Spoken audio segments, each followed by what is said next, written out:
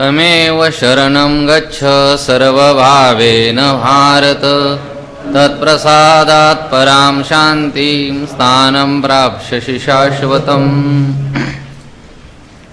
हे भारत, तम एव सर्वभावेन शरणं गच्छ तत्प्रसादात् परां शान्तिं प्राप्स्यसि शाश्वतं स्थानं प्राप्स्यसि। हे अर्जुना, तमेव शरणं गच्छ, तू काय कर, त्याला शरण जा. पण कसं शरण जा? सर्वभावेन, सर्वभावाने. मग त्याला शरण गेल्याच्या नंतर काय होणार आहे? तर तत्प्रसादात पराम शांतीं प्राप्स्यसि, त्याच्या प्रसादाने, त्याच्या कृपेने तू श्रेष्ठ अशा प्रकारच्या शांतीला प्राप्त होशील आणि शाश्वतम स्थानं प्राप्स्यसि, शाश्वत नित्य अशा प्रकारचं जे पद आहे त्या पदाला प्राप्त होशील. तया अहम वाचा चित्तंग देवोनिया शरणरिग महोदधिका गांगरिगाले जैसे. प्रस्तुत विषय आपला असा चालू आहे की हे अर्जुना, तू कितीही कर्म करायचं नाही ठरवलं, युद्ध करायचं नाही ठरवलं, तरी सुद्धा तुझ्या स्वभावाला, तुझ्या प्रकृतीला वश होऊन तू काय करशील? युद्ध करशील. किंवा सर्वांच्या हृदयामध्ये असणारा जो परमेश्वर आहे तो काय करील? त्या प्रकृतीच्या द्वारा तुझ्याकडून ते कर्म करून घेईल. कारण तोच काही करत नसून सुद्धा सर्व काही त्याच्याच सत्तेने सर्व जगाचे व्यवहार चालतात. मोठी गंमत आहे या ठिकाणी.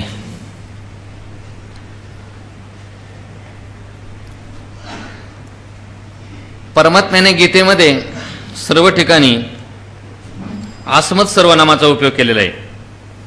स्वामी अखंडानंद सरस्वतीजीने असं म्हटलंय की योग वशिष्ठामध्ये युष्मत सर्वनामाचा उपयोग आहे आणि श्रीमद भगवद्गीतेमध्ये आसमत सर्वनामाचा उपयोग आहे. कारण योग वशिष्ठामध्ये वशिष्ठ मुनींच्या समोर भगवान प्रभू रामचंद्र होते आणि मग प्रत्येक ठिकाणी त्यांना सांगितलं की तुझ्या आत्मस्वरूपाच्या ठिकाणी नाम रूप हे जगत या उपाधीचा त्रैकालिक अत्यंताभाव आहे. मग तुझ्या ठिकाणी सांगितलं. पण भगवद्गीतेमध्ये सर्व कुठेही बघा, प्रत्येक जागोजागी तुम्ही कोणताही अध्याय उघडून बघा तर मी, मई, मत, माम कितीतरी 100 पेक्षा अधिक वेळेला हे शब्द तुम्हाला सापडतील. कारण परमात्मा भगवान श्रीकृष्ण म्हणजे कोण आहे? ते साक्षात परब्रह्म आहे. मी याच्यासाठी इथे सांगितलं की असं असून सुद्धा भगवंतांनी सांगितलं की ईश्वर तुझ्या हृदयामध्ये आहे आणि पुन्हा सांगतो की त्याला तू शरण जा. मला शरण आहे म्हणून नाही सांगितलं. इथे मात्र तो काय सांगतोय? त्या परमात्म्याला तू शरण जा. पाठीमागे आतापर्यंत कुठंच सांगितलं नाही. तुम्ही कोणताही अध्याय उघडून बघा, जागोजागी मय्येव मन आदस्व, माझ्या ठिकाणी मन लाव, माझ्या ठिकाणी बुद्धी लाव. किंवा 15व्या अध्यायामध्ये शेवटी काय उत्तम पुरुषस्त्वन्य परमात्मेत्युदावृता यो लोकत्रयमा विश्व बिभर्त्य ईश्वरा यस्मात् क्षरमतीतो मक्षरादपीचोत आतोस्मी लोके वेदेच प्रतित पुरुषोत्तम. पुढे काय? यो माम, इथं 2 ठिकाणी यो मामेव मस्सम मोडो जानाती पुरुषोत्तमम स सर्वविद भजती माम. परत आलं बघा इथे माम. मी तुम्हाला शेकडो उदाहरण सांगेल असे गीतेमध्ये. पुढे पण येणार आहे. सर्व धर्मान परित्यज्य माम एकम शरणम व्रज. माम, मला शरण आहे. पण इथे परमात्मा सांगतोय की तू त्याला शरण जा. का बरं असं सांगितलं? कधी कधी अति परिचयात अवज्ञा, की अर्जुन भगवंताच्या नेहमी जवळ राहिला. देवाला वाटतं चला याला आपण काय सांगू, त्या ईश्वराला शरण जा. त्याला आतापर्यंत आपण सांगितलेलं तत्वज्ञान त्याला समजलं की नाही? आणि म्हणून भगवान त्याला सांगतात की त्याला शरण जा. पण कसं शरण जा? सर्व भावाने शरण जा. त्याचंच माऊली या ठिकाणी विवेचन करतात की तया अहम वाचा चित्त अंग. 4 प्रकारची शरणांगती सांगितली या ओळीमध्ये. पहिली शरणांगती सांगितली अंग, इथे अहम सांगितलंय. पण आपण खालून वर जायचं क्रमाक्रमाने, कारण क्रमयोग चाललाय ना. अंगाची म्हणजे शरीराची शरणांगती सांगितली. शरीराने परमात्म्याची शरणांगती करायची म्हणजे काय करायचं की शरीरातल्या प्रत्येक अंगाने परमात्म्याची पूजा करायची. पायाने काय करायचं? त्याची तीर्थयात्रा करायची. किती वेळात संपवायचे? पायाने परमात्म्याची यात्रा करायची, हाताने परमात्म्याची पूजा करायची, डोळ्याने काय करायचं? त्याचं रूप पाहायचं, कानाने त्याची कीर्ती ऐकायची, वाणीचं सांगितलंय स्वतंत्र परत इथे. म्हणजे प्रत्येक इंद्रियाचा जो व्यापार आहे तो कोणासाठी करायचा? परमात्म्यासाठीच करायचा. त्याला म्हणायचं शरीराची शरणांगती. दुसरी शरणांगती आहे वाणीची शरणांगती. वाणीनं काय करायचं? अखंड त्याचं काय करायचं? नामस्मरण करायचं, चिंतन करायचं, भजन करायचं. त्याच्याशिवाय बोलावा विठ्ठल, पहावा विठ्ठल, करावा विठ्ठल, जीव भाव. त्याच्याशिवाय दुसरं काहीच करायचं नाही. वाणीनं दुसरं काही बोलायचंच नाही. परमात्म्या वाचून दुसरं काही वाणीतून दुसरा उच्चारच काढायचा नाही. ही आली वाणीची शरणांगती. आता कुणी कशी कशी केली स्वतंत्र विषय येतो. तिसरी शरणांगती आहे ती म्हणजे चित्ताची शरणांगती. चित्ताची शरणांगती म्हणजे चित्ताचं काम काय? चिंतन करणं. मग त्या परमात्म्याचं काय करायचं? चिंतन करायचं. काळ सारावा चिंतने, एकांतवासी गंगा स्नाने, देवाच्या पूजने प्रदक्षिणा तुळशीच्या. आणि मग चिंतन करता करता चिंतने तद्रूपता. ही झाली चित्ताची शरणांगती. आणि शेवटची शरणांगती सांगितली या ठिकाणी अहंकाराची शरणांगती. अहंकाराची शरणांगती म्हणजे आपला अहंकार कुठे? देहादी अनात्म पदार्थाच्या ठिकाणी आपला अहंकार आहे. शरीराचा आपण मी म्हणतो. मग तिथून अहं काढायचा आणि कुठे लावायचा? परमात्मा वस्तूच्या ठिकाणी. परमात्मा वस्तू म्हणजे परमात्मा वस्तू आपल्यापेक्षा कोणीतरी वेगळी आहे असं नाही. जे आपलं आत्मस्वरूप आहे त्या आत्मस्वरूपाच्याच ठिकाणी अहंकार नेऊन सोडणं. अहम ब्रह्मास्मी. शेवटी ती पण वृत्ती संपवून टाकायची. ही झाली अहंकाराची शरणांगती. अशा 4 प्रकारचे पुढे शरणांगतीचं विस्ताराने वर्णन केलेलं आहे पुढे. हो, तिथे एकत्व रूपाने शरणांगती सांगितलेली आहे, वेगळेपणाने शरणांगती नाही सांगितली. त्यावेळेला आपण पाहणारच आहोत. पण या ठिकाणी सांगतात की अशा प्रकारे अहंकार, वाणी, चित्त आणि देह देवनिया म्हणजे मला समर्पण करून तू माझी काय कर? शरणांगती कर. तू मला शरण ये. मला शरण ये म्हणजे त्याला शरण जा. कारण तमेव शरणम गच्छ. कशाप्रमाणे शरण जा? उदाहरण दिले या ठिकाणी माऊलींनी. मोहदधिका गांग रिगाले जैसे. गांग मोहदधी रिगाले जैसे. गांग म्हणजे गंगा नदीचं पाणी. कोणाला शरण गेलं?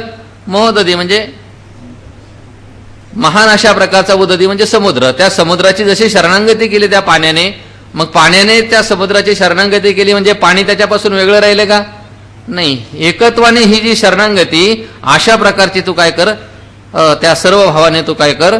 त्याला शरण जा. पाणी जसं सर्व भावाने, जे चांगलं पाणी आहे ते गंगेचं मिळालं आणि खराब पाणी होतं ते तसंच राहिलं असं नाही झालं. सर्वच्या सर्व जे पाणी असेल ते सर्वच्या सर्व अंगाने जसं समुद्राला मिळून जातं त्याप्रमाणे तू काय कर? शरण ये. मग तयाचेनी प्रसादे सर्वोपशांती प्रमदे कांतो होनी आस्वानंदे स्वरूपी सरमती. आणि मग त्या परमात्म्याची शरणांगती केली तर काय होतं? त्याचं फळ सांगतात. मग तयाचेनी प्रसादे. त्याचा जर प्रसाद झाला, ईश्वराचा प्रसाद आवश्यक आहे. सकाळी शास्त्री महाराजांनी श्लोक सांगितला की ईश्वर नाही तोपर्यंत ईश्वर गुरु आणि यावज्जो त्रयोवंद्या वेदांत गुरु ईश्वर. तोपर्यंत ज्ञान झालं तरी सुद्धा वेदांत शास्त्र, गुरु आणि ईश्वर हे कसे आहेत? जीवाला वंदनीय आहेत. आणि म्हणून त्याच्या प्रसादाने काय होतं? त्याच्या प्रसादाने पाठीमागे गेला आपल्याला एक विषय काय?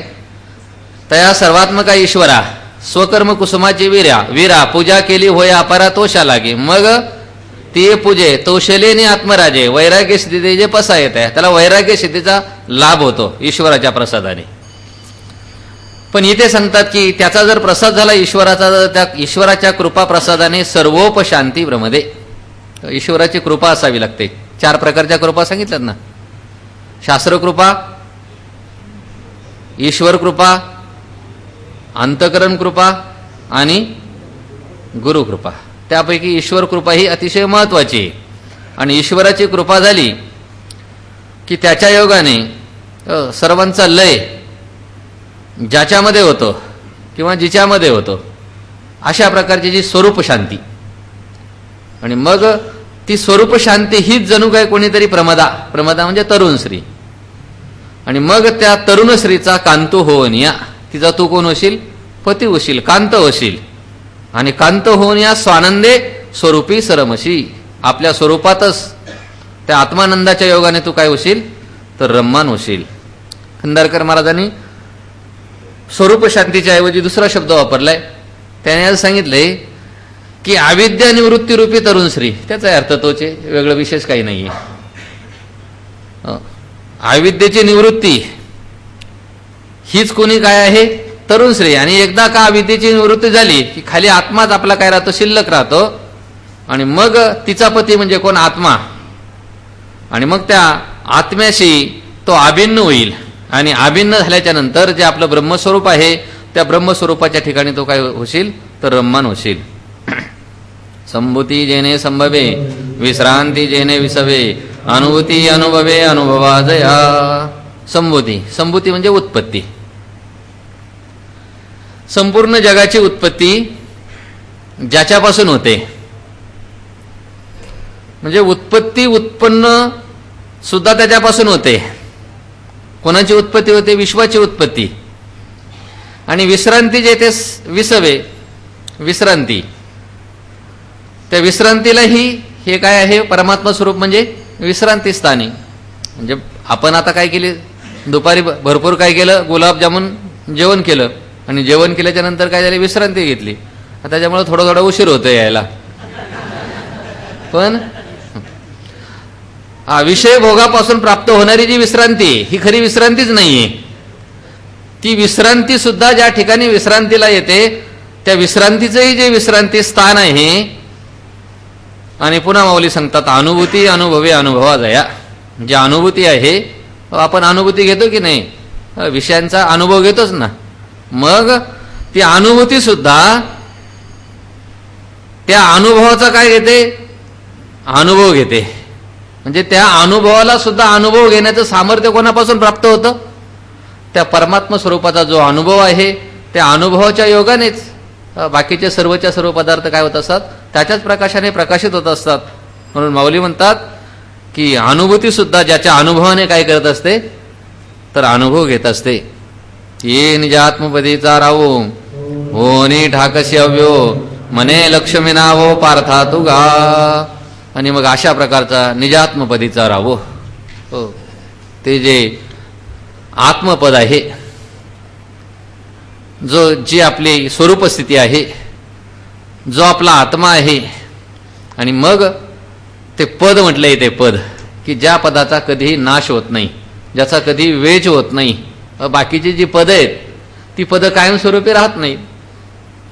ती पदं कधीतरी संपतात, नाहीशी होतात. पण हे असं पद आहे की त्या पदावर काय एकदा आरूढ झालं म्हणून शब्द वापरलाय त्या पदासाठी अव्यय. होनी ठाकशी अव्यय.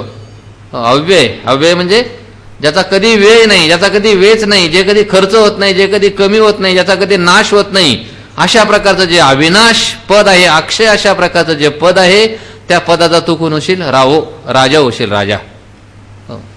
आणि मग असं कोण म्हणते? मने लक्ष्मी नाहो. लक्ष्मीचा नाहो म्हणजे लक्ष्मीचा जो पती आहे भगवान श्रीकृष्ण, ते असं सांगतात. कोणाला सांगतात?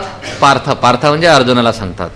इति इति ज्ञानमाख्यातं गुह्याद् गुह्यतरं मया विमृशेत दशेशेन यतश्यसि तथा कुरु. इति ते मया गुह्याद् गुह्यतरं ज्ञानम् आख्यातम् एतत् आशेषेन विमृश्य यथा इच्छसि तथा कुरु. इति म्हणजे याप्रमाणे आतापर्यंत तुला सांगितलं जे ज्ञान आहे ते तुला, ते म्हणजे तुला ते म्हणजे ते ज्ञान नाही, ते म्हणजे तुला. कोणी सांगितलं? मया. मया म्हणजे मी सांगितलं. पण ते ज्ञान कसं आहे म्हणतात? गुह्यात गुह्यतरम, अतिशय गुह्याहून गुह्य अशा प्रकारचं ज्ञान आहे. आत्मज्ञान म्हणजे काही साधारण ज्ञान नाहीये, ते कोणालाही प्राप्त होत नाहीये, म्हणून गुह्य अशा प्रकारचं ज्ञान आहे. आणि मग एतद आशेषेने विमृश्य, हे जे ज्ञान सांगितलं ना, त्या ज्ञानाचा तू काय कर म्हणतात? विमृश्य, चांगल्या प्रकारे तू विचार कर. आणि विचार करून यथा इच्छसी तथा करू. तुला जे काय करायचे ते मी सांगितले, आता इथून पुढे मात्र तुला जसं वाटल तसं कर. हे गीता नाम विख्यात सर्व वाङ्मयाचे मतित, आत्मा जेने हस्तगत रत्न होय. आता हा जो गीता ग्रंथ आहे, त्या गीता ग्रंथाचे थोरवी सांगतात, त्या गीता ग्रंथाचं महात्म्य सांगतात की जे ज्ञान मी तुला सांगितले ते ज्ञान किती महत्वाचं आहे. आणि ते ज्ञान सांगितलं कशाच्या द्वारा सांगितलं? त्याचं नाव सांगतात गीता नाम विख्यात. हे गीता नाम म्हणजे नावाने, विख्यात म्हणजे प्रसिद्ध आहे. गीता या नावाने प्रसिद्ध असलेलं, पुन्हा ते कसे म्हणतात? सर्व वाङ्मयाचे मतित. जे जे काही सर्व वाङ्मय आहे, जी सर्व शास्त्र आहेत, त्या सर्वांचं मंथन करून, सारभूत करून, किंवा सर्वश्रेष्ठ वाङ्मय कोणते? वेद. त्या वेदाचं मंथन करून काढलेलं जे सारभूत असणारं जे तत्व आहे, जे ज्ञान आहे, ते म्हणजे हे गीता नामाने प्रसिद्ध असलेलं. मग त्याच्या योगाने काय होतं? तर ते सांगतात की आत्मा जेने हस्तगत रत्न होय. जे आत्मवस्तू आहे, ते आत्मवस्तू किंवा आत्मारूपी रत्न ज्याच्या योगाने काय होतं म्हणतात? हस्तगत होतं, हातामध्ये येतं. हातामध्ये येतं म्हणजे हातामध्ये येतं म्हणजे ते आपल्यापेक्षा वेगळं राहतं. तळहातीचा वाटोळा उदाहरण दिले पाठीमागे, पण तो आवळा जरी तळ हातावर ठेवला तरी सुद्धा तो आपल्यापेक्षा कसा आहे? वेगळा आहे. मग वेगळेपणाने अनुभवाला येतं का? नाही. आत्मा हस्तगत होतो म्हणजे अनुभव रूपाने आत्मस्वरूपाची त्याला काय होत असते? प्राप्त होत असते. अशा प्रकारचं गीता नावाने विख्यात असणारं हे गीताशास्त्र म्हणजे काय साधारण शास्त्र नाही, साचची बोलाचे नवे शास्त्र. आत्मा अवतरविते मंत्र, आत्म्याचं अवतरण करणारी हे अक्षर आहेत. म्हणून ही गीतेची अक्षरं, ज्ञानेश्वरीमध्ये असणारी जे अक्षर आहेत हे मंत्र आहेत, मंत्र. आणि म्हणून त्याच्या योगाने हा आत्मा अनुभवाला येत असतो. ते ज्ञान ऐशिया रूढी, वेदांती दयाची प्रौढी, वानिता कीर्ती चोकडी पातली जगी. आणि मग जे ज्ञान आहे गीतेमध्ये सांगितलेलं की ज्या ज्ञानाच्या योगाने आत्मस्वरूपाचा अनुभव येतो, मग ते जे ज्ञान आहे, ते जे आत्मज्ञान आहे, ते आत्मज्ञान कसं आहे म्हणतात? वेदांती ज्ञान ऐशिया रूढी दयाची प्रौढी. वेदांतामध्ये आत्मज्ञान या शब्दाने ते काय झालेलं आहे? रूढ झालेलं आहे. किंवा आत्मज्ञान अशा प्रकारच्या शब्दाने काय केलेलं आहे? त्याचं वर्णन केलेलं आहे. अशा प्रकारे ते प्रसिद्धीला आलेलं आहे. चांगल्या कीर्तीला ते काय झालेलं आहे? प्राप्त झालेलं आहे. वानिता कीर्ती चोखडी पातली जगी. आणि त्याचं कीर्ती वर्णन करत असताना, त्याचं महत्व वर्णन करत असताना वेदांताला सुद्धा काय झालेले आहे म्हणतात? या जगामध्ये चांगली अशा प्रकारची कीर्ती प्राप्त झालेली आहे. किंवा वेदांती म्हणजे वेदामध्ये या वेदांताच्या योगाने, वेदांत म्हणजे वेदामध्ये सांगितलेला जो शेवटचा भाग आहे की ज्याच्यामध्ये ज्ञान सांगितलेलं आहे, मग त्या वेदांतामुळे म्हणजे त्या ज्ञानामुळे, आत्मस्वरूप ज्ञानामुळे वेदाला सुद्धा काय झालेली आहे? जगामध्ये खूप मोठी काय झालेली? कीर्ती प्राप्त झालेली. कीर्तीला प्राप्त झालेले आहे तो वेद सुद्धा. अशा प्रकारचं हे श्रेष्ठ ज्ञान तुला सांगितलेले आहे मी. बुद्ध्यादिके डोळसे, हे जयाचे गा कडवसे, मी सर्वद्रष्टाई दिसे पाहला जये. आणि मग ते जे ज्ञान आहे ते ज्ञान कसं आहे म्हणतात? बुद्ध्यादिके डोळसे. बुद्धी आदी करून इत्यादी बाकीचे सर्व घ्या. म्हणजे ज्ञानाची जेवढी जेवढी काही साधनं आहेत, कोणती कोणती ज्ञानाची साधनं? ज्ञानेंद्रिये. आणि अंतःकरण म्हणजे मन आणि बुद्धी ही काही ज्ञानाची साधने आहेत. ही सर्वच्या सर्व कशी आहेत म्हणतात, डोळस आहेत. डोळस म्हणजे यांच्या योगाने काय होत असतं, ज्ञान ग्रहण केलं जातं, हे ज्ञान करून देत असतात आपल्याला पदार्थाचं. पण हे जरी ज्ञानवान म्हणून जगामध्ये प्रसिद्धीला आले असले तरी सुद्धा हे जयाचे कडवशे. हे जे बुद्धी इत्यादी आहेत ना ज्ञान करून देणारे, ज्ञानवान म्हणून प्रसिद्धीला आलेले, ते काय म्हणतात, जयाचे कडवशे. ज्या ज्ञानाचे जे स्वरूपभूत ज्ञान आहे, जे आत्मस्वरूपाचं ज्ञान आहे, जे ब्रह्मस्वरूपाचं ज्ञान आहे, त्या ज्ञानाचे हे काय आहेत, कडवशे आहेत. कडवशे म्हणजे घराला एखादं छिद्र असावं आणि त्याच्यामधून तो थोडासा प्रकाश झरोक्यामधून जसा आतमध्ये येतो त्याला कडवसा म्हटलं जातं. तसं त्या ज्ञानाचे, स्वरूपभूत ज्ञानाचे ते काय आहेत, तर कडवशे झाले. कडवशे आहेत. म्हणजे सांगायचं काय की आत्मस्वरूपाच्या ज्ञानानेच ज्ञान ग्रहण करण्याची शक्ती या इंद्रियांना काय झालेली आहे, बुद्ध्याधिकांना काय झालेली आहे, तर प्राप्त झालेले आहेत. आणि म्हणून त्यांना सुद्धा काय म्हटलं जातं, ज्ञानवान पदार्थ आहेत असं काय केलं जातं, म्हटलं जातं. आणि मग ते ज्ञान कसं आहे म्हणतात, मी सर्वद्रष्टा ही दिशे पाहला जाई. अशा प्रकारच्या ज्ञान म्हणजे गीतेमध्ये सांगितलेलं जे ज्ञान आहे त्या ज्ञानाची महती सांगतात इथे. त्या ज्ञानाच्या योगाने मी कसं आहे म्हणतात, सर्वद्रष्टा आहे. सर्वद्रष्टा म्हणजे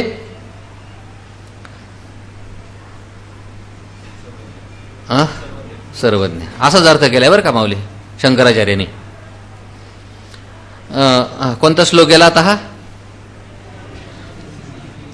तमेव शरणम गच्छ सर्व भावेन भारत. नाही, इथे ते ज्ञानमाख्यातम गुह्यात गुह्यतरम मया.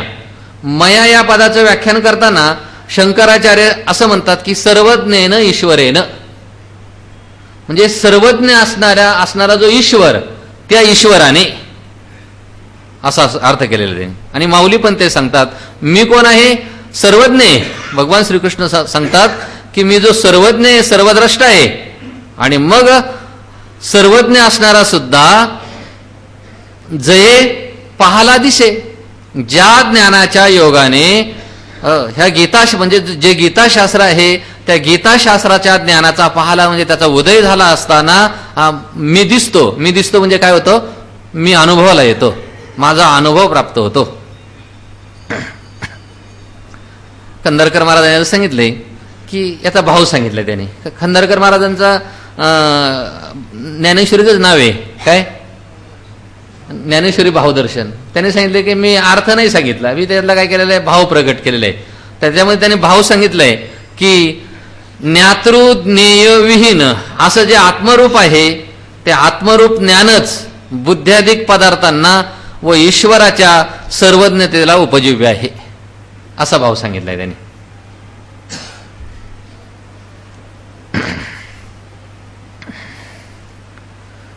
चला पुढे. ते हे गा आत्मज्ञान मज गोप्याचे हे गुप्तधन परी तू मनोज्ञान केवी करू. आणि ते हे असणारं जे ज्ञान, ते जे आत्मज्ञान आहे गीतेमध्ये सांगितलेलं, ते ज्ञान कसं आहे म्हणतात, मज गौप्याचे हे गुप्तधन. एक तर मीच अतिशय गुप्त आहे, परमात्मा उघड दिसतो का सर्वांना, म्हणून तर नास्तिक लोक म्हणतात देव नाहीये. तो परमात्माच एकतर गुप्त आहे, दिसत नाहीये. हा खरं तर त्याच्या इतकं स्पष्ट कोणीच नाही, पण तरी सुद्धा तो दिसत नाही. आणि दिसत नाही म्हणूनच बरं आहे. म्हणून परमात्मा गुप्त. आणि परमात्मा सांगतो मज गौप्याचेही गुप्तधन. गीतेमध्ये सांगितलेलं जे ज्ञान आहे, मी गुप्त असणारा जो परमात्मा, त्याचंही ते पुन्हा काय आहे, तर गुप्त अशा प्रकारचं धन आहे. पण अर्जुना तुझ्यासाठी मात्र परी तू म्हणून यानं केवी करू. तू कोण आहे, तू माझा मित्र आहे, तू माझा सखा आहेस, तू माझा भक्त आहेस, तू माझा कोण आहे, शिष्य आहेस. आणि म्हणून असं असल्यामुळं केवी आन करू, तुझ्यापासून मी लपवून ठेवू का, म्हणून मी तुला काय केलेले ते सांगितलेले. या कारणे गा पांडवा आम्ही आपुला हा गुह्य ठेवा, तूच दिला कनवा जाकळले पण या कारणे म्हणजे पाठीमागच्या ओळीशी संबंध आहे. तू आमचा भक्त असल्यामुळे, तू आमचा शिष्य असल्यामुळे, तू आमचा सखा असल्यामुळे तुझ्यापासून आम्ही ते ज्ञान लपवून ठेवू शकत नाही. आणि म्हणून या कारणे, या करता हे अर्जुना आम्ही कनवा जाकळिलेपणे, अतिशय कनवा. कनवा म्हणजे अतिशय करुणेने, कनवाळूपणाने आम्ही व्यापलोय, जाकळलोय, आणि त्यामुळं आमचा हा गुप्त ठेवा, आमचा असणारा जो गुप्त ठेवा आहे तो आम्ही तुझं दिलेला, तुला काय केलेला आहे आम्ही तो दिलेला आहे. परमात्मा अतिशय दयाळू आहे, सर्वांच्या दृष्टीने दयाळू आहे, पण भक्तासाठी मात्र कसं आहे, विशेष दयाळू आहे, विशेष कृपाळू आहे. तुकोबाराय सांगतात ना, देवा तू कृपा करुणा सिंधू, होशी मायबाप आमुचा बंधू, जीवनसिद्धी साधन सिंधू, तोडीशी भवबंधू काळपाश, शरणांगता वज्रपंजर. जो तुला शरण येतो त्याला मात्र काय करतोस तू, त्याला तारून नेत असतोस. किंवा देवा तू आमुचा कृपाळ, भक्त प्रतिपाळ दीनवत्सल, माय तू आमुची स्नेहाळ, तुझं लागली सकळ चिंता. भक्ताच्या उद्धाराची सर्वच्या सर्व चिंता कोणाला आहे, तुला आहे. कनवाळू कृपाळू, आणि म्हणून आम्ही कृपेने, आम्ही करुणेने व्यापलो असल्यामुळे आमचा हे गुप्त धन पण तुझ्यासाठी मात्र काय केले, उघड केले, उघड. कशाप्रमाणे उदाहरण दिले पुढे माऊलींनी. परी भुलली ओरशे, माय बोले बाळोद्देशे, प्रीती ही परिदैसे न करूची हो. परी भुलली ओरशे, माय बाळोद्देशे बोले. माय ओरशे भुलली, आईचं उदाहरण दिले.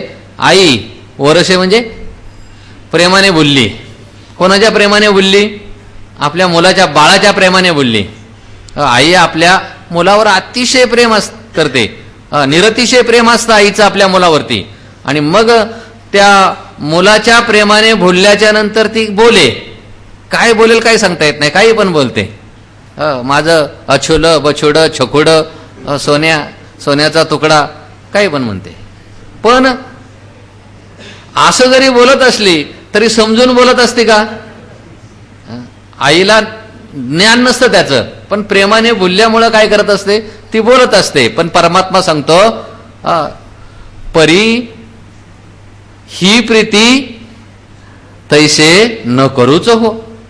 आम्ही जी तुझ्यावर प्रीती करतो ना, ती मात्र आईच्या प्रीतीसारखी प्रीती नाहीये. आम्ही तुझ्यावर पुत्राप्रमाणे प्रेम करतो, पुत्रवत प्रेम करतो.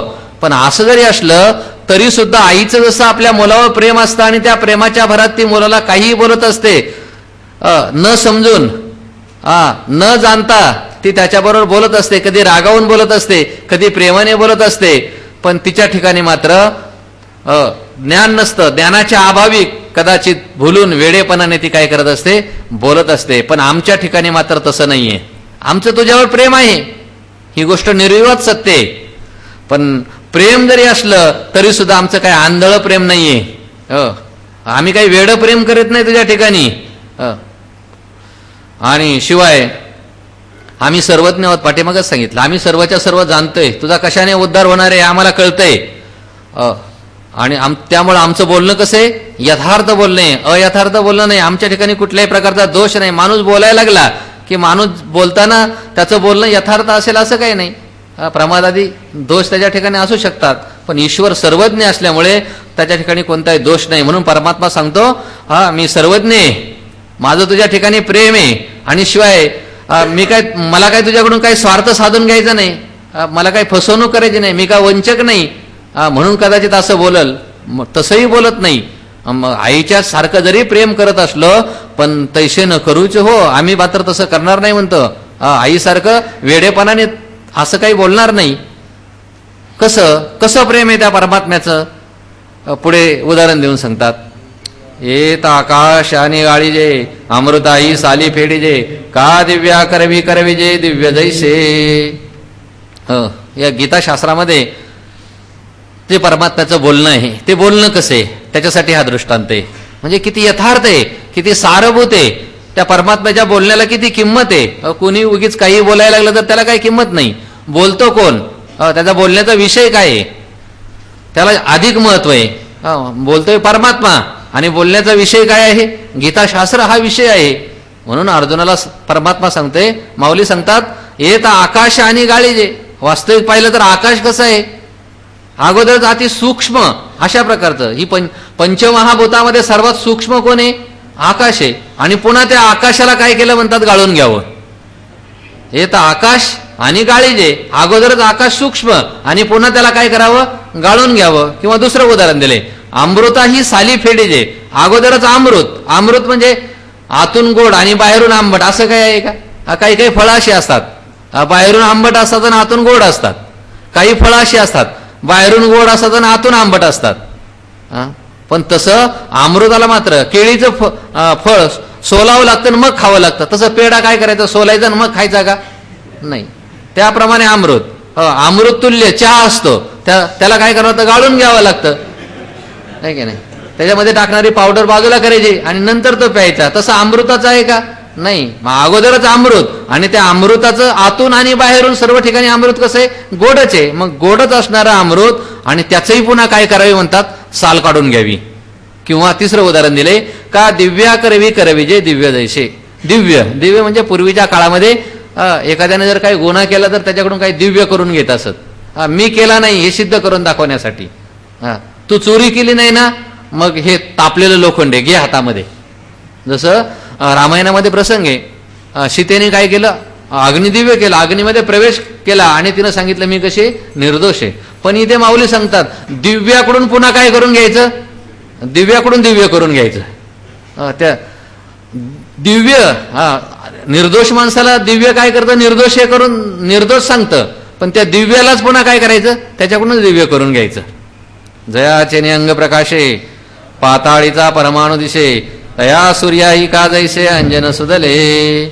आणि मग ते परमात्म्याचं जे बोलणं आहे ते बोलणं कसं म्हणतात, जयाच्या अंग प्रकाशे पाताळीचा परमाणू दिशे. त्यासाठी उदाहरण दिले की जो सूर्य आहे, त्या सूर्याचा जर प्रकाश झाला, उदय झाला सूर्याचा, त्या सूर्याच्या उदयाच्या योगाने त्याच्या अंगामध्ये असणारा जो स्वाभाविक शक्ती आहे, कोणती सूर्याची शक्ती आहे, प्रकाश देणे ही सूर्याची काही शक्ती आहे. वस्तू सामर्थ्य शक्ती म्हणतात त्याला. प्रत्येक वस्तूच्या ठिकाणी काहीतरी सामर्थ्य असतं आणि म्हणून त्या सूर्याच्या स्वाभाविक प्रकाशाच्या योगाने काय होतं म्हणतात, पाताळीचाही परमाणू दिशे. पाताळीचा परमाणू दिशे म्हणजे पाताळामध्ये असणारा सूक्ष्माती सूक्ष्म कण दिसतो. म्हणजे सूर्य उदय झाल्याच्या नंतर कोणतीही वस्तू सहजपणे दिसते असा त्याचा अर्थ. पण असा असणारा जो सूर्य आहे त्या सूर्याच्या डोळ्यामध्ये सुद्धा काय करायचं म्हणतात, अंजन घालायचं. आता सूर्याला काय अंजन घालायची गरज आहे का? अंजन कोणाला घालतं, ज्याला दिसत नाही किंवा ज्याला आणखीन काही पाहण्याची शक्ती प्राप्त करून घ्यायची, त्याच्या डोळ्यामध्ये काय केलं जातं, अंजन. जसं पाताळातलं धन काढायचं आणि मग काय करायचं, पायाळू माणसाच्या डोळ्यामध्ये काय करायचं, अंजन घालायचं. म्हणजे त्याला ते काय होतं, धन दिसतं. जसं ते कोणतरी बाबा आहे ना तिकडे उत्तर प्रदेशामध्ये, त्याला दिसलं म्हणतात ते धन, पण जागृतीमध्ये नाही दिसलं. कधी दिसलं, स्वप्नामध्ये. स्वप्नामध्ये दिसलं म्हणजे त्याला असं सांगायचं स्वप्नामधलं धन जसं मिथ्य आहे ना तसं जागृतीतलं धन पण मिथ्य आहे. पण लोक सत्य म्हणून त्या धनाच्या पाठीमागे लागले. त्याचा काही दोष नाही त्याच्यामध्ये. तो तर म्हणलो आता मला स्वप्नात दिसले, पण ही वेळ आहे, त्याला स्वप्नात दिसलं तरी खोदायला गेले. स्वप्नातलं कुठं खरं असतं का? त्या सूर्याच्या डोळ्यामध्ये सुद्धा काय करावं, अंजन घालावं. तैसे सर्वज्ञ ही मिया सर्वही निर्धारुनिया निके होय ते धनंजया सांगितले तुझ. तैसे त्याप्रमाणे अर्जुना सर्वज्ञ ही मिया, सर्वज्ञ असणारा जो मी, त्या सर्वज्ञाने सुद्धा काय केलं, निर्धारुनिया चांगला प्रकारचा योग्य अशा प्रकारचा विचार केला. सर्व शास्त्राचं मंथन केलं आणि त्याच्यामधलं जे योग्य आहे त्याचा विचार करून जे चांगलं आहे निके होय ते तुझं सांगितले. जे चांगलं आहे ते काय केलं, मी सर्वच्या सर्व नाही सांगितलं. जे योग्य आहे, जे तुझ्या उपयोगाचं आहे, सर्व प्राणीमात्रांचं कल्याण करण्यास कारणीभूत होणार आहे, अशा प्रकारचं निक शुद्ध योग्य चांगलं जे काय आहे ते ज्ञान काय केलं मी तुला या गीतेच्या माध्यमातून सांगितलेलं आहे. आता तो यावरी निके हे निर्धारी निर्धारून या करी आवडे तैसे. आणि आता याच्यानंतर हे अर्जुना, मी जरी चांगलं सांगितलं असलं तरी सुद्धा तू काय कर म्हणतात, निके ते निर्धारी, हे योग्य आहे की नाही याचा चांगल्या प्रकारे काय कर, विचार कर. मी तुला सांगायचं ते सांग. मी सांगताना मात्र योग्यच सांगितलं, चांगलंच सांगितलं, निकच सांगितलं, पण तू सुद्धा पुन्हा त्याच्यावर काय कर, विचार कर. म्हणजे बाबा वाक्यम प्रमाण असं नाही, आम्ही सांगितलं तुम्ही ऐकायचं, याच्या व्यतिरिक्त तुम्ही काय जादा बोलेगा तर कान काटेगा ऐसा नाही. तू सुद्धा पुन्हा काय कर, याच्यावरती विचार कर आणि विचार करून निर्धारून काय चांगला निर्धार कर, विचार कर आणि तुला मग मात्र तुला वाटल त्याप्रमाणे तू कर. या देवाची या बोलान अर्जुन उगाच ठेला तेत देव वनती भला वंचुकोशी. आणि असं भगवान म्हटल्याच्या नंतर अर्जुन भोगाचे. अर्जुन मात्र शांतच उभा राहिलाय. मोठी गंमत आहे बघा इथे. अर्जुनाची तृप्तीच होत नाही कितीही सांगितलं तरी सुद्धा. भगवंतानी किती सांगितलं या गीतेमध्ये ज्ञान. 27-28 दिवस झाले चालले नाही, पण तृप्ती होती का? नाही होत. पण अर्जुन मात्र शांत उभा राहिला. आणि शांत आहे असं पाहिल्याच्या नंतर भगवंतानी त्याचं मन जाणून घेतलं. का बरं हा शांत उभा राहिला असला पाहिजे, हा का बरं काही बोलत नाही. त्यावेळेला देवाला असं वाटलं की अर्जुनाला आपण आतापर्यंत पुष्कळ सांगितलं. 15व्या अध्यायापर्यंत सांगितलं, नंतर 16वा 17वा अध्याय सांगितला, नंतर सर्वांचं सार रूपाने पुन्हा 18व्या अध्यायामध्ये सांगितलं. सांगणं आपलं सगळं संपलं. पण तरी सुद्धा अर्जुनाला असं वाटत असलं पाहिजे की हे देवा पुन्हा एकदा थोडक्यामध्ये सांगा ना तुम्ही मला. असं कदाचित अर्जुनाच्या मनामध्ये शंका असेल. आणि म्हणून देव म्हणती भला अवंचुक होशी. अर्जुनाच्या मनातलं देवाला कसं कळतं काय माहिती, पुढे सांगणार आहेत कसं कळतं ते, पण कळतं देवाला बरं का. देव म्हणती भला. देव म्हणतो हे अर्जुना, तू मात्र कसा आहे अवंचको. अवंचको म्हणजे न फसवणारा. याचा अर्थ त्या काळात फसवणारे शिष्य असले पाहिजे.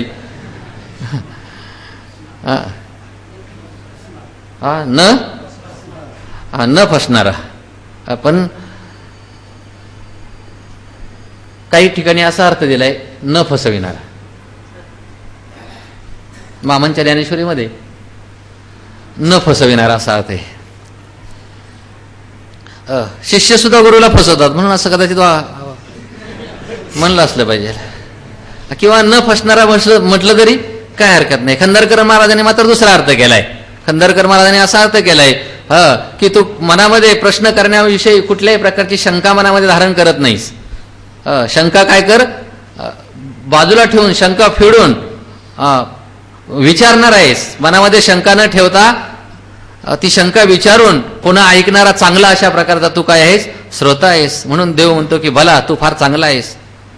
वाढत या पुढे भुकेला उपरोदे म्हणे मी झाला तै तोची पिढे आपुला आणि दोषुही तया. उदाहरण दिले त्यासाठी. कशाप्रमाणे? वाढत या पुढे भुकेला. एखादा भुकेलेला मनुष्य पंक्तीला बसला जेवायला आणि चांगला वाढणारा आला. वाढणारा सुद्धा काय असा नाही हवं का हवं का हवं का हवं का. काय काय पुण्यामध्ये जर तुम्ही गेले ना जेवायला बसले ना वाढतच नाहीत. हवं का हवं का हवं का चालले पुढे. घडलेलं उदाहरण सांगता. महाराजांना आम्ही एकदा नगरला गेलो होतो, नाव नाही सांगत मी तुम्हाला. आणि घरामध्ये प्रवेश केला आणि प्रवेश केल्याबरोबर त्या घरामध्ये असणारी गृहस्वामीने तिनं सांगितलं बघा हे आता अजिबात चालायचं नाही, पुढच्या वेळेला ना तुम्ही जेवायलाच आमच्याकडे यायचं.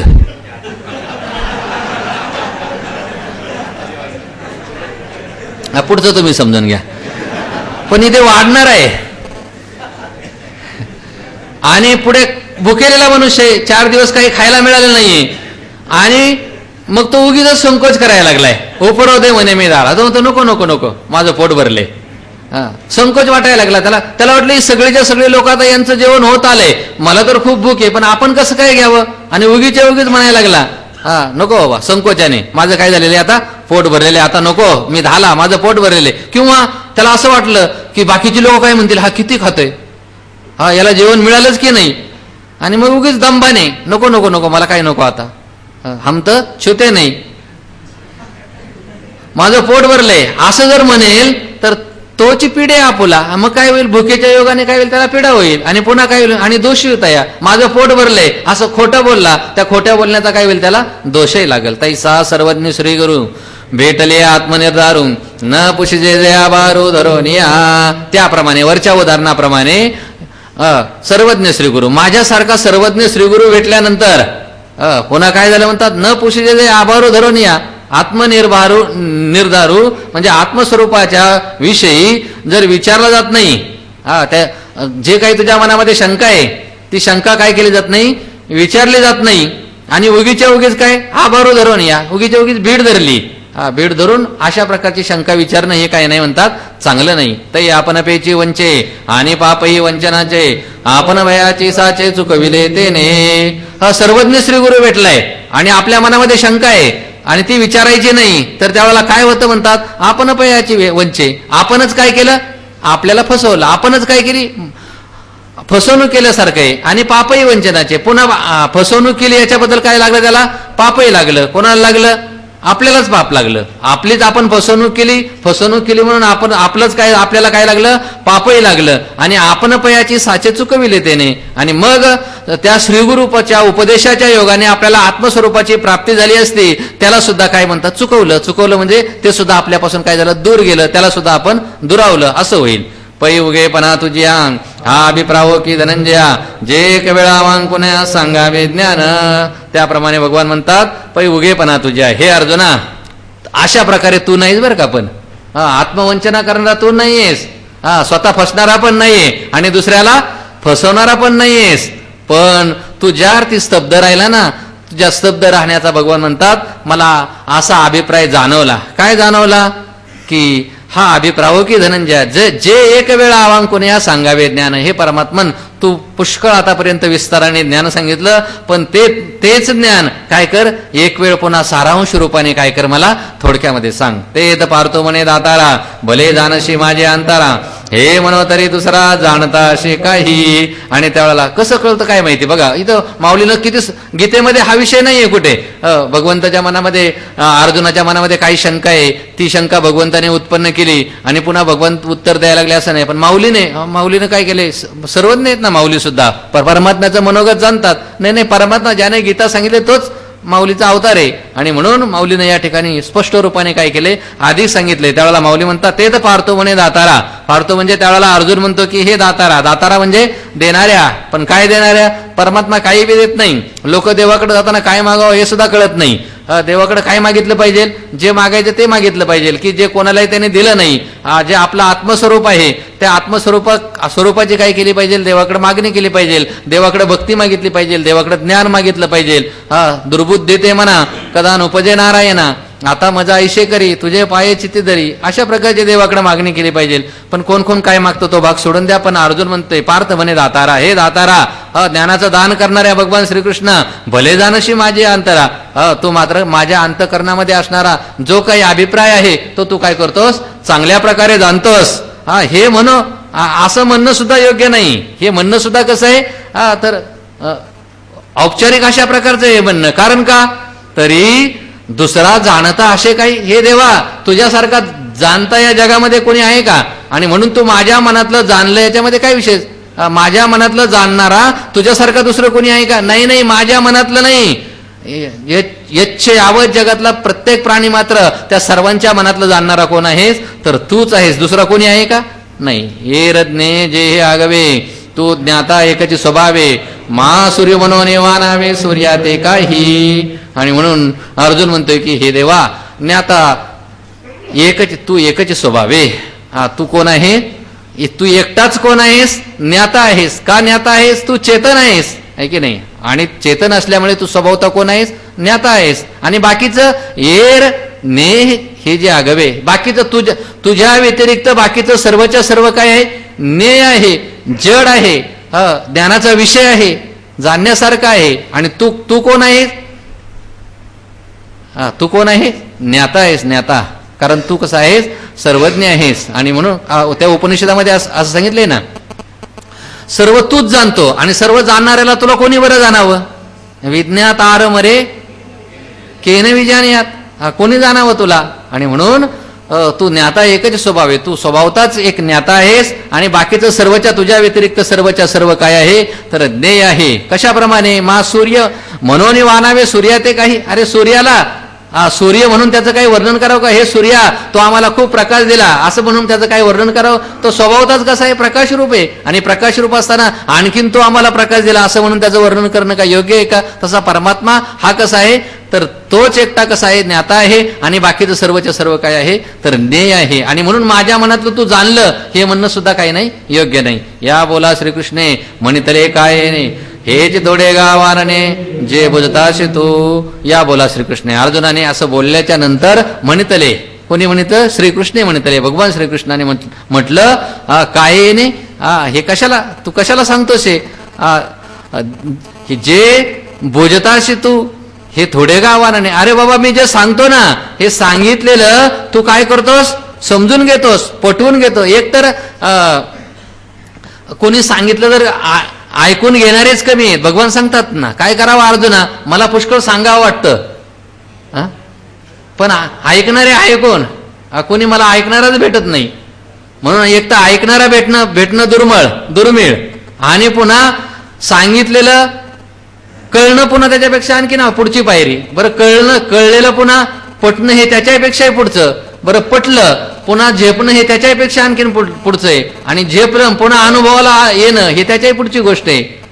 म्हणून परमात्मा म्हणतो, हे अर्जुना, अरे बाबा मी जे सांगितलंय ना ते सांगितलेलं तू काय करतो? समजून घेतोस, पटवून घेतोस. हे काही थोडे आहे का? हेच पुष्कळ माझं वर्णन आहे.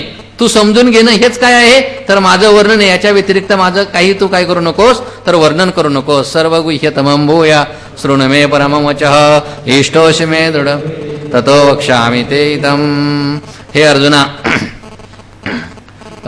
तर अर्जुनाला पुन्हा ऐकण्याची इच्छा निर्माण झाली. म्हणून भगवान काय करतात? पुन्हा सांगतात थोडक्यामध्ये, आता मी तुला काय करतो, सर्वात गुह्य असणारं जे माझं श्रेष्ठ वचन आहे ते वचन काय करतो मी तुला सांगतो, ते तू ऐक. का सांगतो? परमात्मा सांगतात, तर तू कोण आहेस? मे इष्टाशी, माझा इष्ट आहेस, माझा अतिशय प्रिय आहेस. आणि म्हणून तुला मी तुझ्या हिताचं जे आहे ते वचन काय करतो सांगतो. तरी अवधान पगळ करोनी आणि कैक वेळ वाक्य माझे निर्मळ अवधारी पहा. तरी अवधान पगळ करोनिया. हे अर्जुना, तू आपला अवधान आहे, माझ्याकडे जे लक्ष देणं आहे ते काय कर? पगळ कर. पगळ कर म्हणजे काय कर? अतिशय विस्तृत कर, व्यापक कर. म्हणजे सर्वांगाचं कान करून तू काय कर? मी जे सांगतो ते ऐक. आणखीन एक वेळेला तू ऐक. माझे निर्मळ वाक्य अवधारी, माझं जे निर्मळ निर्दोष अशा प्रकारचं जे बोलणं आहे ते बोलणं एक वेळ तू काय कर? ऐक.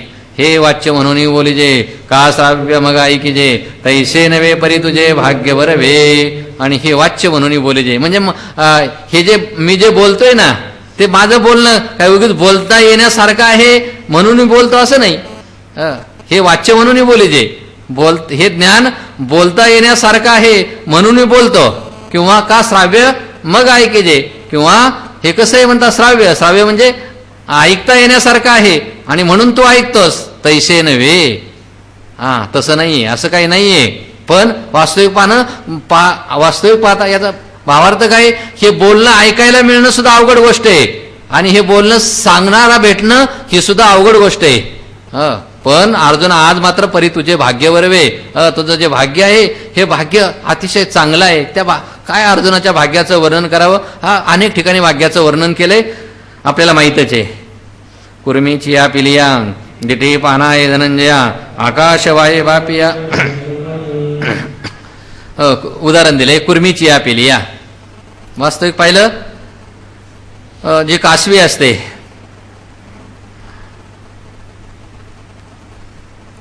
तिला काय नसतं म्हणतात? तिला दूध नसतं म्हणतात. पण असं असलं तरी सुद्धा ती काय करत असते? आपल्या पिला करता काय करते? तिच्या दृष्टीलाच पाना फुटतं म्हणतात. कुर्मीची या पिलिया दिठी पानाय धनंजया. वास्तविक पाहिलं तरी दृष्टी आहे, दृष्टीला काही पाना फुटतो का? पण दृष्टीला जरी पाना फुटत नसला तरी सुद्धा ती कुर्मी म्हणजे जी कासवी आहे त्या कासवीलाच त्या पिलाच्या निमित्ताने काय होतं? तिच्या दृष्टीला पाना येतो. किंवा दुसरं उदाहरण दिले आकाशवाहे वापिया घरीचे पाणी. किंवा जे आकाश आहे ते आकाश काय कोणाचं वजं वाहतं का? पण आकाश जरी कोणाचं वजं वाहत नसलं तरी सुद्धा त्या चातकाच्या निमित्ताने, चकोराच्या निमित्ताने काय करतं? त्या ढगामध्ये असणाऱ्या ज्या पाण्याचं ओझं काय करीत असतं? ते वाहत असतं. जो व्यवहारो जेतन घडे तयाचे फळची देत जोडे काय दैवे न सापडे सानुकुळे. काय सुंदर उदाहरण दिले बघा माऊलींनी. जो व्यवहारो जेतन घडे तयाचे फळची देते जोडे. वास्तविक पाहिलं तर फळ प्राप्त व्हायचं असेल तर काहीतरी व्यवहार घडावा लागतो. आता वडगावकर आहे त्याची ते म्हणजे काही सिमेंट विकलं, वाळू विकली तर पैसे मिळतात ना. जर भाग्य आणखीन चांगलं असेल तर तुम्ही इथं बसले तरी त्याच्या जेवढी विक्री व्हायची त्याच्या 10 पट विक्री तिकडच्या तिकडे होऊ शकते भाग्य चांगलं असेल तर. पण माऊली म्हणतात व्यवहारो जेतन घडे आणि तयाचे फळ तेथ जोडे. सिमेंटच्या गोण्या विकल्याच नाही आणि 100 गोण्यांचे पैसे घेऊन आला एखादा मनुष्य तुमच्याकडे, घ्या तुमचे पैसे, असं घडलं इथे. व्यवहारच घडला नाही. काय व्यवहार घडत नाही आणि तयाचे फळ तेथ जोडे आणि त्या विषयात व्यवहाराचं एकदम त्याला काय झालं? फळ प्राप्त झालं. काय दैवेनं सापडे. वास्तविक पाहिलं तर हे म्हणजे व्यवहार घडूनही फळ प्राप्त होईल असं काय सांगता येत नाही.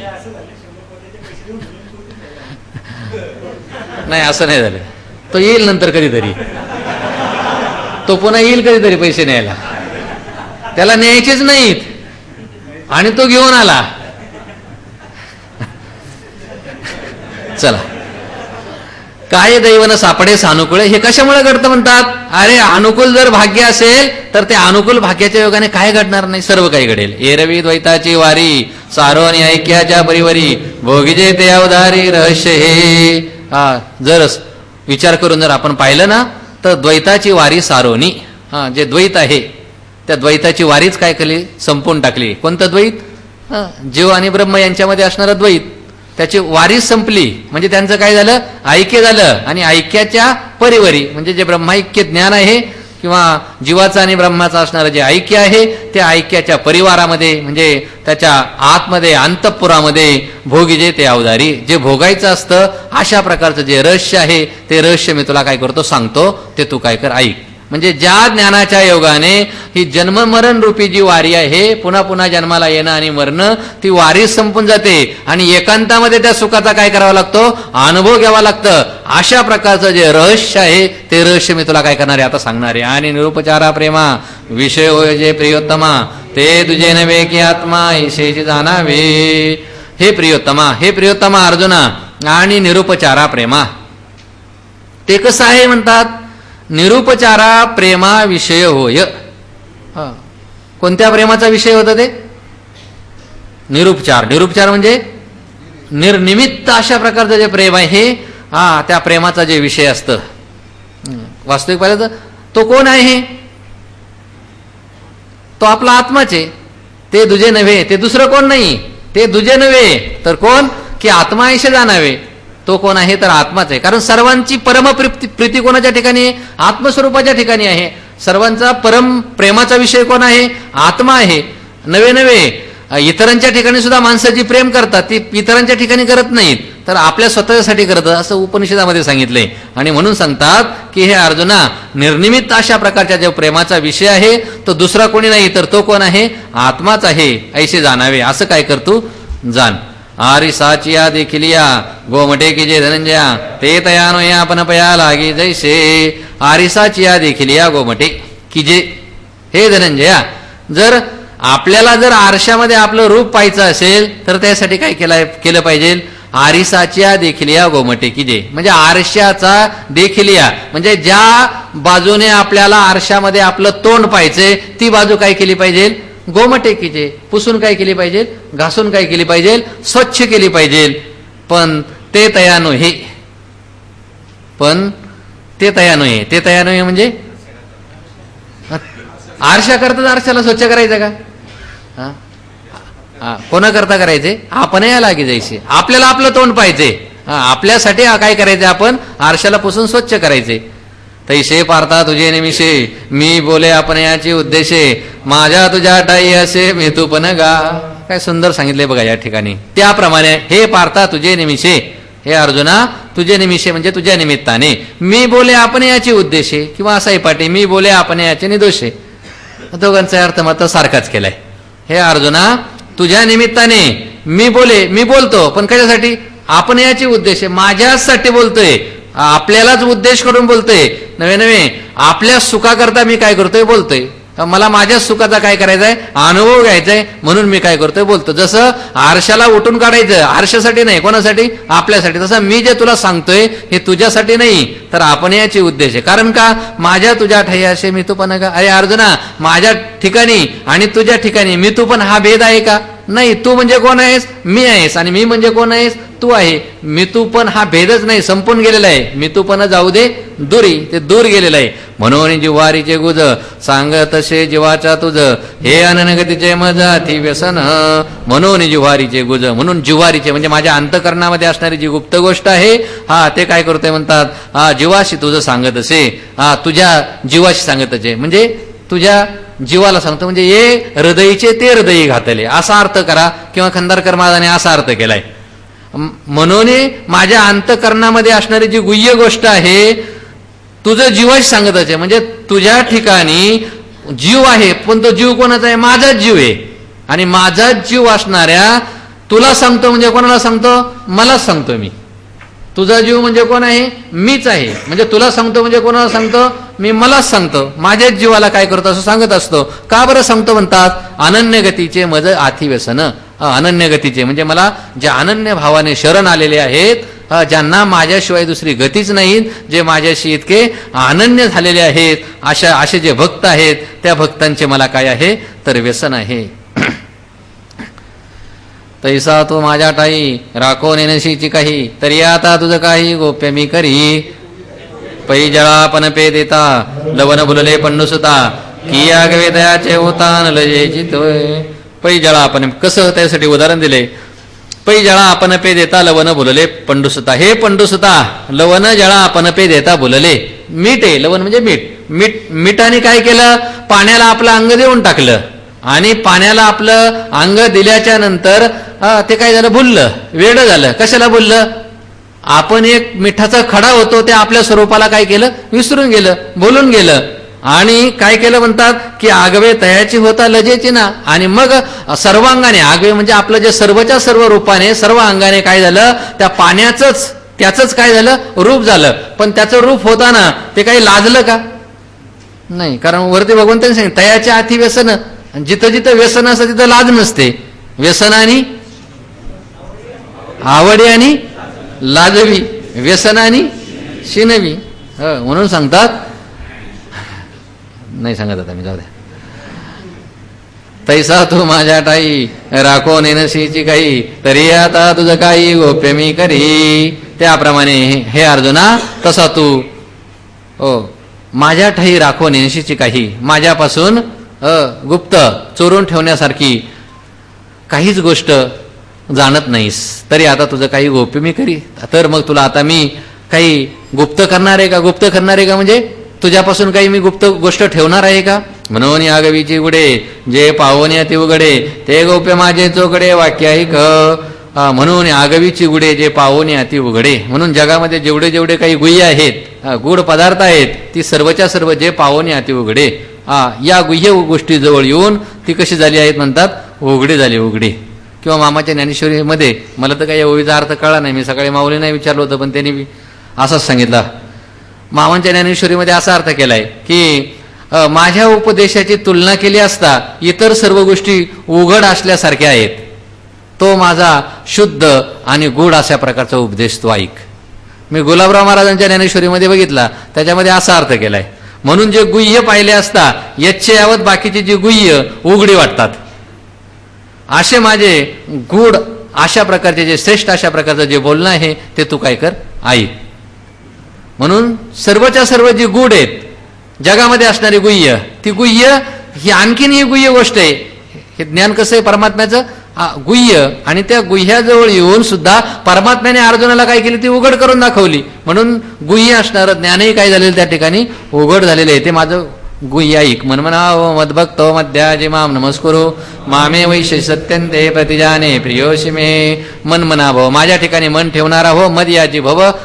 बघा या ठिकाणी आस्मद सर्वनाम किती वेळा आले. माझा भक्त हो, माम नमस्कुरु, मला नमस्कार कर. माम एव वैश्यशी, तू मलाच प्राप्त होशील.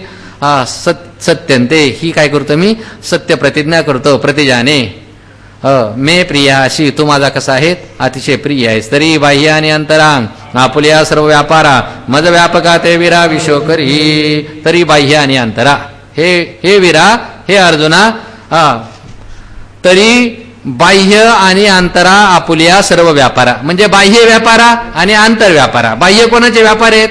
कर्मेंद्रियाचे बाहेरचे व्यापार आणि मनाचे आणि बुद्धीचे आतले व्यापार. ह्या सर्वच्या सर्व व्यापाराने मज व्यापका ते विषय करी. मी व्यापक असणारा त्या मलाच तू काय कर? विषय कर. आगवांगी जैसा वायू मिळवणे आहे आकाशा, तू सर्व कर्मे तैसा मदशीच करी. मदशीच आस.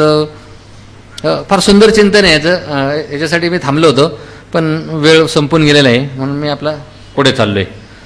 आगवांगी जैसे म्हणजे इंद्रियांनी सुद्धा मला विषय करायचा, म्हणजे बाहेरच्या इंद्रियांनी सुद्धा एकमेव विषय कोण असला पाहिजे? मीच असला पाहिजे. आणि मन आणि बुद्धीचा विषय कोण असला पाहिजे? मीच असला पाहिजे. कशाप्रमाणे? आगवा अंगी जैसा वायू मिळवणी आकाशा असे. म्हणजे वारा ज्याप्रमाणे आगवा अंगी म्हणजे सर्वच्या सर्व अंगाने काय होतं म्हणतात? आकाशाची मिळवणी असे. आकाशामध्ये मिळून असतो, आकाशाची एकरूप होऊन असतो. तू सर्व कर्मी तैसा मदतीच असं. त्याप्रमाणे तू सर्व कर्मी म्हणजे सर्व कर्माच्या योगाने मदतीच असं. म्हणजे देह इंद्रिय इत्यादिकांनी सर्वच्या सर्व होणारी जी कर्म आहे त्या कर्माच्या योगाने माझ्याशी काय हो म्हणतात? मदतीचा असं म्हणजे माझ्याशी एकरूप होऊन काय करतो? राहा. हो. तर या श्लोकावर व्याख्यान करताना जगद्गुरु शंकराचार्याने असं म्हटलंय बरं का. काय म्हटलंय? तत्रैव वर्तमान वासुदेवे एव समर्पित साध्य साधन प्रयोजन हा माम एव यश्यशी नाम आगमिष्यशी. म्हणजे याप्रमाणे जर तू वागलास, वर्तमान म्हणजे याप्रमाणे जर तू वागलास तर काय होईल म्हणतात? साध्य साधन त्याचं प्रयोजन म्हणजे त्याचं फल ही सर्वच्या सर्व काय होईल? वासुदेवच आहेत असं समजून वासुदेवाच्या ठिकाणी तू काय कर? अर्पण कर. आणि असं करू लागलास म्हणजे काय? तू काय होशील? मामी व यशशी मलाच काय होशील? प्राप्त होशील. आणि तेच माऊली या ठिकाणी सांगतात की सर्वच्या सर्व व्यापार तू माझ्यासाठीच कर. किंबहुना आपुले मन करी माझे एकायतन माझे जे श्रवणे कान घरोनी घाली. किंबहुना आपुले मन. फार काय सांगावं हे अर्जुना, तू आपलं जे मन आहे माझे एकायतन कर. एकायतन कर म्हणजे माझंच एकमेव राहण्याचं काय करतो? ठिकाण कर. तू मन हे मीच करी. हा श्लोक पाठीमागं पण येऊन गेला म्हणून मी काही विशेष सांगितलं नाही त्याच्याबद्दल. तर एकमेव राहण्याचं ठिकाण कर आणि काय कर? माझेने श्रवणे कान भरो निघाली. आणि कान सुद्धा काय कर? त्या कानाने जे जे काय ऐकायचे ते माझं स्वरूप, माझं गुण, माझी जी कर्म आहेत, माझ्या ज्या लीला आहेत त्याचंच काय कर? तू श्रवण कर. तेच तुझ्या कानामध्ये काय कर? भरून घाल. आत्मज्ञाने चोकडी संत जे माझी रुपडी ते दृष्टी पडो आवडी कामिनी जैशी. आता ही ओवी कशासाठी आली याचा मला अजूनही काही अंदाज लागला नाही, पण माऊलींचं प्रेम आहे बा संताविषयी. श्लोकाशी या ओवीचा काहीच संबंध नाहीये, पण माऊली म्हणतात आत्मज्ञाने चोकडी. आत्मज्ञानाच्या योगाने शुद्ध असणारे जे काही संत आहेत तीच कोण आहेत? ते संत वेगळे नाहीत. ती कोण आहेत? ते माझी रूपडी. ती कोण आहेत? माझीच रूप आहेत. आणि म्हणून त्या संताच्या ठिकाणी तू काय कर? तुझी दृष्टी असू दे. कशाप्रमाणे दृष्टी असू दे? उदाहरण दिले कामिनी जैशी. ते तर दृष्टी पडो आवडी कामिनी जैशी. ज्याप्रमाणे एखादा कामुक मनुष्य असतो आणि त्याची जशी कामिनीवर दृष्टी असते त्याप्रमाणे त्या संताच्या ठिकाणी काय कर? तू दृष्टी ठेव. कारण ती संत म्हणजे कोण आहेत? मीच आहे. देवते संत, देवते संत निमित्त त्या प्रतिमा. देवामध्ये आणि संतामध्ये कुठल्याही प्रकारचा भेद नाही. चला. मी सर्व वस्तींचे वसवटे माझे नामे जे चोकटे ते जीवा यावया वाटे वाचेचे लावी. मी सर्व वस्तींचे वसवटे. सर्व वस्तींचे म्हणजे सर्व जे जगत आहे त्या संपूर्ण जगाचं राहण्याचं ठिकाण म्हणजे कोण आहे? तर मीच आहे. आणि माझी नामे जी चौकटे, जी माझी चांगली शुद्ध अशा प्रकारची जी नावं आहेत. कोणती कोणती नावं आहेत? अनेक नावं आहेत. परमात्मा अनंत आहे, त्याची नावं सुद्धा काय आहेत? अनंत आहेत. पण प्रामुख्याने माऊलीने कृष्ण विष्णू हरी गोविंद या नामाचे निखळ प्रबंध अशा प्रकारची जी माझी शुद्ध अशा प्रकारची जी नामं आहेत ती जीवा यावया वाटे वाचेची या लावे. आणि ती जी नामं आहे ती नामं जीवा यावया वाटे वाचेची या लावी. याचा दोन प्रकारे अर्थ केलेला आहे. तर ती जीवा यावया म्हणजे अंतकरणामध्ये येण्यासाठी. जीवा यावया म्हणजे अंतकरणामध्ये येण्यासाठी वाचेची वाटे लावी. वाचेच्या वाटेने त्यांना काय करतो? लाव. असा अर्थ केलेला आहे मामांच्या ज्ञानेश्वरीमध्ये. आणि खंदरकर महाराजांनी असा अर्थ केलेला आहे, अन्वय वेगळा लावला. काय? वाचेची यावया जीवा वाटे लावी म्हणजे वाणीवर येण्यासाठी.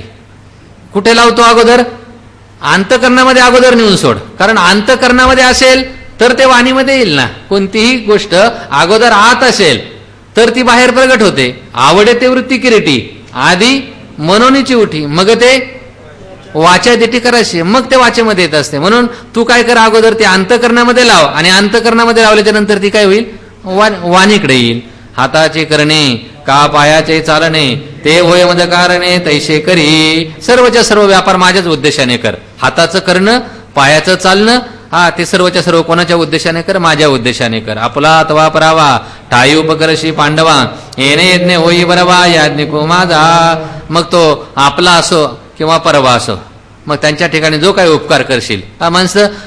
बरीच माणसं आपल्या ज्या ठिकाणी उपकार करतात, काही काही माणसं परावा दुसऱ्याच्या ठिकाणी उपकार करतात. सकाळी त्याने गीता पाठ करणारे काही नाही, नावच नाही सांगितले, नाही की नाही, म्हणजे परवा त्यांना काही नाही, आपला असो नाही तर परका असो, म्हणजे आपल्या स्वतःच्या ठिकाणी उपकार. त्यांना आपल्या देहाला इंद्रियाला शरीर जगवण्यासाठी उपकारच करावा लागतं की नाही, खायला प्यायला घालावं लागतं की नाही, किंवा आपले जे संबंधी आहेत त्यांच्या संबंधाच्या दृष्टीने काय करावं लागतं, काहीतरी करावं लागतो की नाही उपकार. किंवा जे परके आहेत आपल्याहून भिन्न, त्यांच्या ठिकाणी जे काही उपकरशी म्हणजे देशील, दान देशील, तेने यज्ञ होई वरवा याज्ञिक माझा. आणि त्याच्या योगाने, त्या दानाच्या योगाने, त्या यज्ञाच्या योगाने तू काय होई तर माझा चांगला याज्ञिक हो.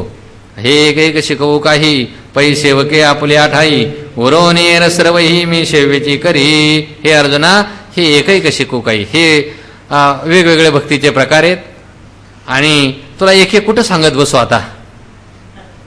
थोडक्यामध्ये सांगतो तुला. पै सेवके आपल्या ठाई, उरवणेर सर्वही मी सेवेची करी. की आपल्या ठिकाणी काय करावं, जो सेवक असेल त्या सेवकानी फक्त काय करावं, सेवकही आपल्या ठाई उरवणी म्हणजे आपल्या ठिकाणी फक्त सेवकपणा काय करावा, शिल्लक ठेवावा. सेवकाने काय करावं, आपल्या ठिकाणी स्वतःच्या ठिकाणी सेवकपणा तेवढा काय करावा, उरवून ठेवावा. आणि नंतर येर सर्व ही मी सेवेची करी. येर सर्व म्हणजे बाकीचे जे सर्वच्या सर्व आहे ते सेव्य, म्हणजे तो कोण आहे, परमात्माच आहे. म्हणजे जे त्याला दिसेल जगामध्ये, जो प्राणी मात्र दिसेल, जे बेटे भूत ते मानिजे भगवंत.